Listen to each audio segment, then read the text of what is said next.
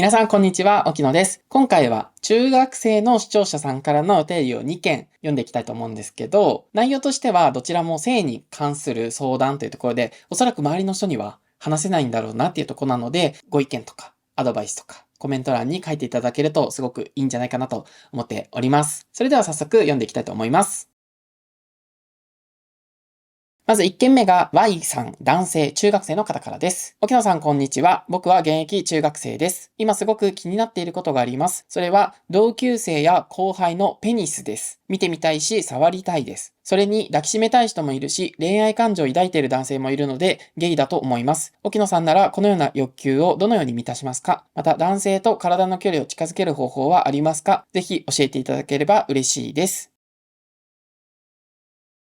はい。ということで、お便りありがとうございます。まず、お一人目なんですけども、Y 君。同級生とか後輩のその男性器が気になると。で、それを見たり触ったりしたい。その要求をどういう風に満たせばいいかっていうことと、その男性との体の距離をね、近づけるにはどうしたらいいかっていうことが気になってるみたいなんですけど、まず前提として、他人の体に興味を持つっていうことだけだったら、個人的にゲイだとは思ってなくて、特に、小学校高学年とか、中高生ぐらいって自分の体にコンプレックスとかを持ち始める時期だと思ってるんですよ。他人と比べてどうかなっていう。背が高い低いを気にし始めたり、痩せてる太ってるを気にし始めたり、っていうところの延長線上でデリケートゾーンっていうものに関しても、自分のって他人と比べて大きいのかな、ちっちゃいのかなとか、皮が被ってる、剥けてるみたいなことを気にし始めたりとかっていうのが、大体この中高生ぐらいの人が多いかなと思うので、それ自体はね、自分と比べてどうなんだろうっていう意味で、他人のものに興味を持つっていうのは全然あるかなと思ってます。ただワイ君に関しては、恋愛感情をそもそももう抱いてる男性がいるので、おそらくゲイなんだろうと。そこはね、特に疑うこともないのかなって思うんですけど、っていう、そういう前提もあるので、これを見てる人の中にもしかしたら中高生とかで、同性の体が気になるから自分はゲイなんだとか、思ってる人がいたとしたら、必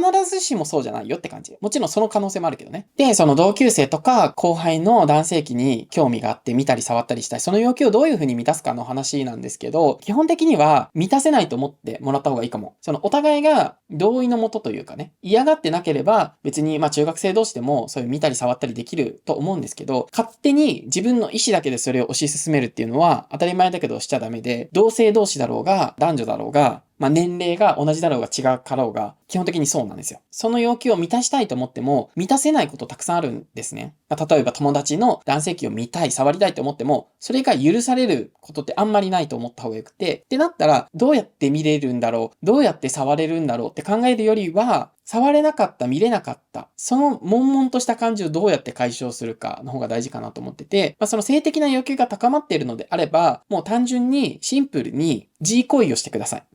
ほとんどの人は知ってるしわかると思うんですけど、一般的にオナニーって言われることの方が多いかな。誰かとその性的要求を満たすっていうよりは、自分一人で、射精まで導くというか。よく、賢者タイムって言われることがあって、賢者タイムって何かっていうと、その男性が G 行為をした後に、射精するじゃないですか。で、射精した後に、少しその性的要求がなくなったりとか、我に返るというか、冷静になる瞬間があって、そういうのをよく、賢者タイムとかって言ったりするんですけど、そういう効果あると思うんですよ、多分。科学的に実証されてるか知らないんですけど、自分の感覚としても、オナニーをした後って少し落ち着くじゃん、気持ちが。なので、そういう要求が高まって我慢できそうになければ、もう自行為をしてください。ただそれだけかなと思います。おそらく周りの友達、女子はちょっとわかんないけど、男子はみんなそういうことやってると思う。同性よりは異性の体が気になるっていう人の方が割合で言ったら多いと思うんですけど、異性同性っていうのが違うだけで、みんなその気になる。頭の中で考えるのは全然自由だと思う。頭の中の妄想は自由なので、気になってるそのお友達とかがいるんだったら、その人を頭の中でいろいろエッチなことさせるのは、自由なんでどうぞっていう。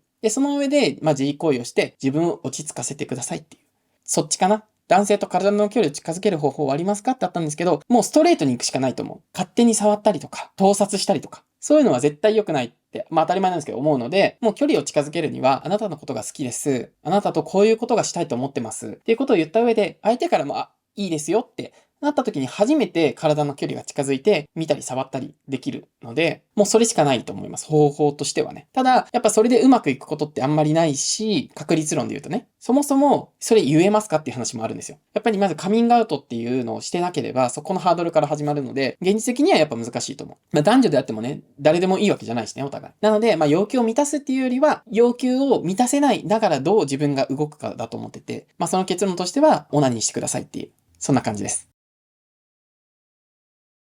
それでは続いて、2つ目のお便り読んでいきたいと思います。ルイさん、男性14歳の方からです。こんにちは。性の悩みを聞いていただきたいと思い相談させていただきました。今中学生なのですが、未成年なのにもかかわらず、ゲイとセックスがしたいです。この感情はおかしいのでしょうか？こんな内容ですみません。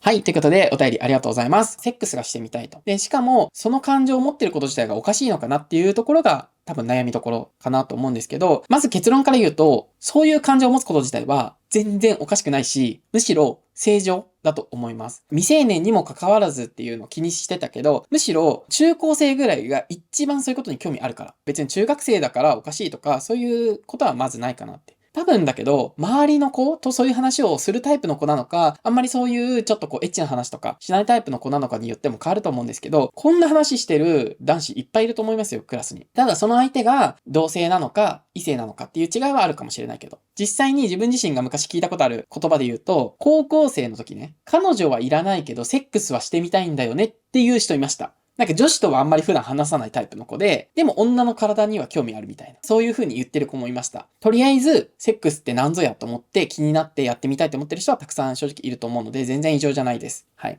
正直、大人になった時のゲイの、その男同士のセックスってハードル結構低めなんですよ。別にみんながみんな低層観念がないとかって話でもないけど、男女よりかはハードルは低いのかなって、いい悪いとかではなくて、現実問題多分そうだと思ってるので、興味を持つこと自体はいいんですけど、実際に体験するのは別に今じゃなくてもいいかもっていう。もちろん、お互いに同意があって、例えば同級生とかで、同じ気持ちを持った人がいましたってなったら、まあそれはお互いの同意のもとどうぞって感じなんですけど、まあそれこそ究極また G 行為の話になるんですけど、頭の中で想像したりとかするのは自由なので、男性とのそういうエッチな行為を思い浮かべて、まあ G 行為をして、ちょっと落ち着いてっていう、もうそれを繰り返していくしかないかなと思うので、まあそこのね、コントロールを自分でできるようになってから大人になれたら、多分人生生きやすいんじゃないかなと思います。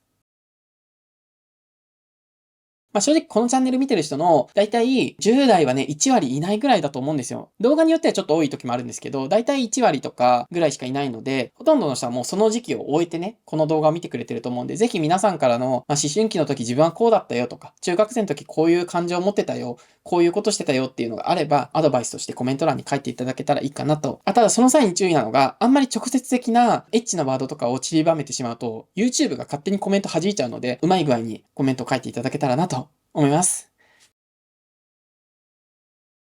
はい。ということで、今回は中学生の性に関する相談2つ紹介しましたが、いかがでしたでしょうか？この動画が少しでもためになったなと思う人は、いいねとチャンネル登録よろしくお願いします。あとはメンバーシップもやっておりますので、メンバーシップも気になる方はチェックしてみてください。それでは、バイバイ。